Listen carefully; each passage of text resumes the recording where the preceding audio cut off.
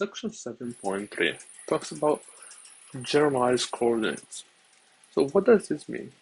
Now, it means that whenever we want to describe an object movement, we can always describe it in maximum three coordinates. So for example, when we have an object moving, we can describe it in the movement along the x, y, and z axis. But sometimes we might be able to bring the number of coordinates down. Instead of moving in three directions, we might be able to describe the movement only in two directions.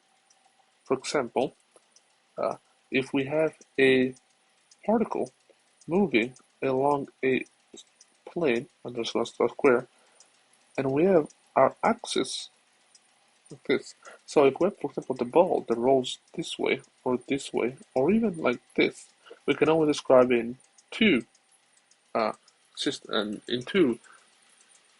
coordinates, so x and y. But sometimes we might be able to describe it even a little easier.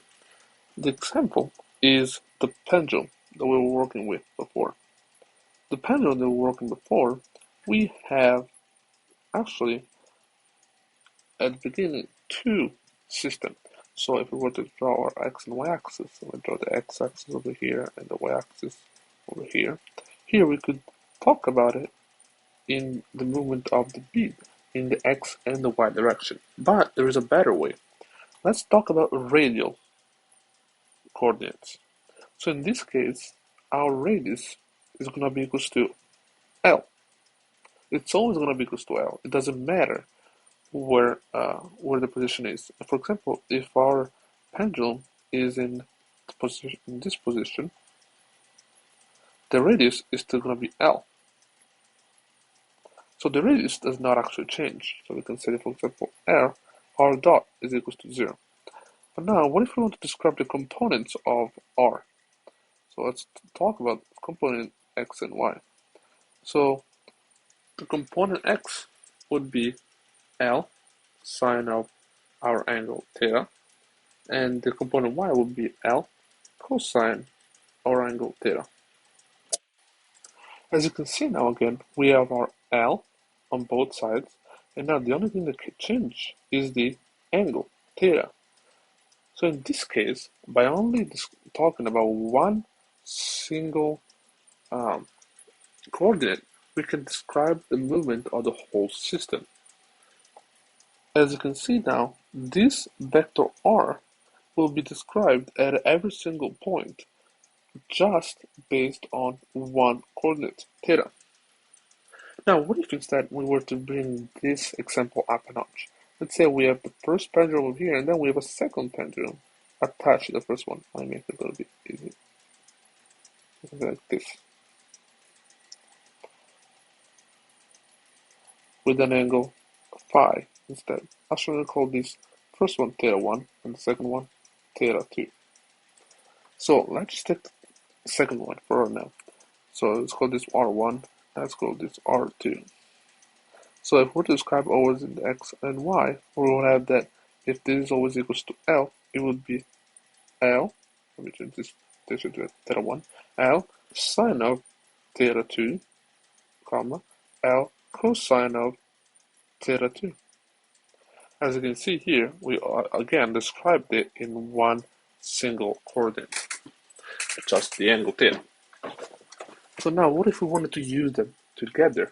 Well, if we wanted, for example, to find this position based on our initial origin, so this one, let me just make another color so just so you can see the initial position at the origin right here, we would have that the origin, so let's call this R, and let's draw, for example, this. Use the red. Describe it like this. Then this is R, our vector R. R would be equals to in terms of x and y. Well, if we break it into two pieces and we think about this is R1 and this is R2. So actually, R is equals to R1 plus R2. Very easy. And if we want to do math with the vector components, we would have that it's equals to L sine of theta 1 plus L times sine of theta 2, comma, L cosine of theta 1 plus L cosine of theta 2.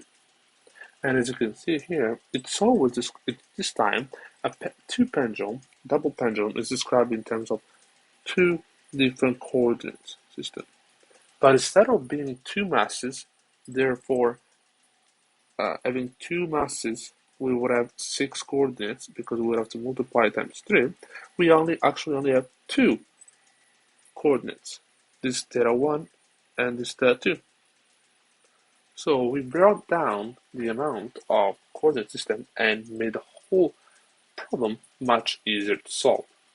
And this can be done in many other examples. Another example that we're given is another pendulum inside a vehicle that is moving with a certain acceleration.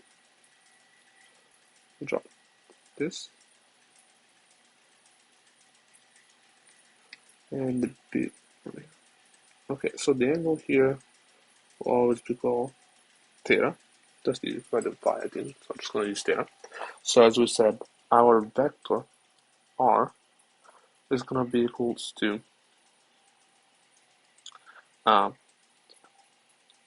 it's going to be equals to L, if we could only imagine the length is L, sine of angle theta, comma L cosine of the angle theta. But now, what if our vehicle is actually moving at a certain acceleration?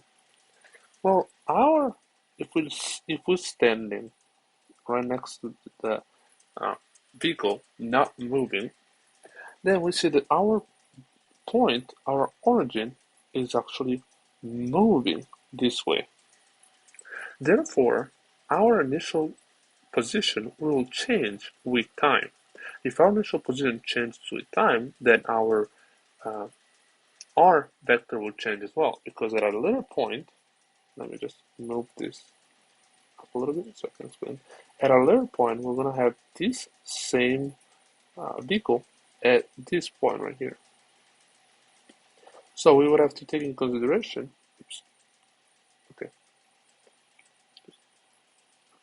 the displacement between the first point and the second point, or the first origin and the second origin. So how is this calculated? Well, very quickly, if we think about x as x dot naught plus pt plus 1/2 at squared, the change will be equals to, I'll call this delta x. So I can talk about change. Well, x dot is equals to 0, b naught is equals to 0. So I can just say that x is equals to 1/2 at squared.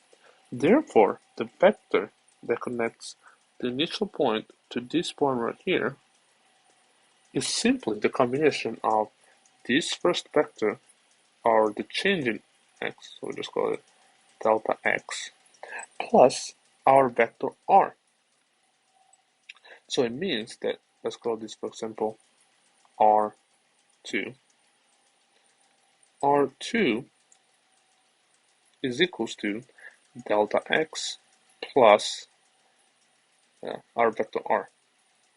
Now, one thing that you notice is delta x only has component in x. Therefore, R2 is equals to our component of x of r was equals to L sine of theta. So it's going to be L sine of theta plus 1/2 at squared, comma, and then there's no change in the y, so it's going to be equals to L cosine of theta. And that is how we find our solution to this example.